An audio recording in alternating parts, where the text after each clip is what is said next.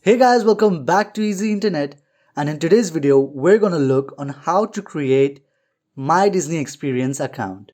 So the first thing would be you need to install the My Disney Experience app from Play Store or App Store, and once you open the app you need to click on Get Started. You need to give the app certain permissions like sharing your location.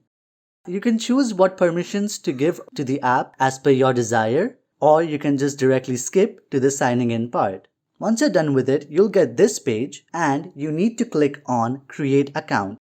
Once you click on Create Account, you will get this screen where you will have to fill in your first name, your last name, or if you have one, you can also give in your middle name. Fill in all the details like your address and then click on Continue. And now you have successfully created My Disney Experience account.